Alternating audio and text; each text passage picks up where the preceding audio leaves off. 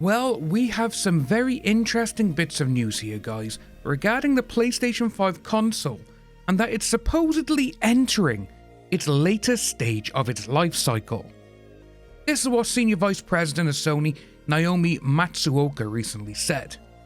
Coming from TheVerge.com, we have the following article, in which Sony has advised they now expect to sell 4 million fewer PS5 consoles in its 2023 fiscal year ending March 31st.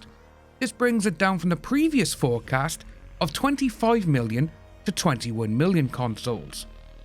As The Verge writes, while PS5 sales were up in Sony's third quarter, increasing to 8.2 million units from 6.3 million in the same quarter the previous year, which is 1 million units lower than previous projections, even though they went up nearly 2 million.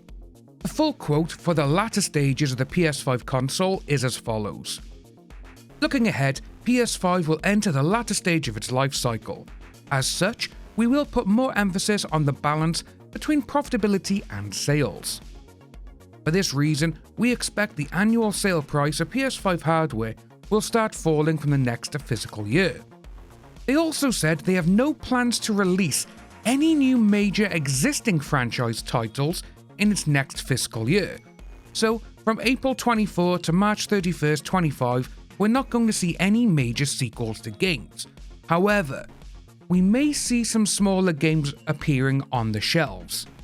The PS5 is coming up on its 4th birthday this November, but if you can cast your minds back to 2020 and even 2021, the availability of a PS5 was like a gold dust. You couldn't get one for love nor money, unless you spent upwards of $1,000 on eBay to get one. The console really came into their own in late 2021 and early 2022, when they became more available for people to buy, and seeing that Sony themselves are now saying the consoles are entering their latter stage of life, it's not a good thing for them to be saying. Owners of the console have recently taken to the technology Reddit thread page with the following coming out on top. It feels like it's still brand new. Honestly, I feel like it came out a year ago. Another replied with, I just got mine on Black Friday, the Slim, and the fact that it still costs $500 this late into life cycle probably plays a part of that.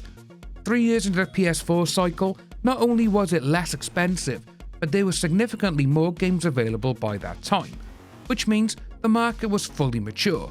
Obviously, COVID and chip shortages are to blame, but there just aren't as many games as there normally would be by now, and most of those are still available on PS4, meaning that console is still not retired.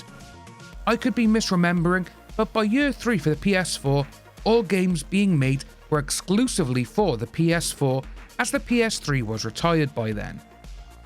We also got the following, which I think sums up this generation of consoles perfectly.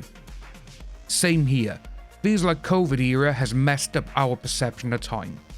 These comments are all very fair towards Sony, because when you look at the actual console and seeing that it's coming up on its 4th year right now, everyone still feels like it only came out 2 years ago, even though it didn't.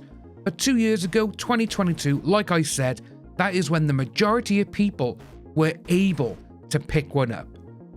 I really can't see the PS6 coming out until at least 2027 the earliest, maybe even 2028. Because as most people right by here are saying, and on the forums, this console still feels like it's brand new and there's not that many exclusive games for this generation. Let me know what you think of this down below, folks, and I'll see you all soon.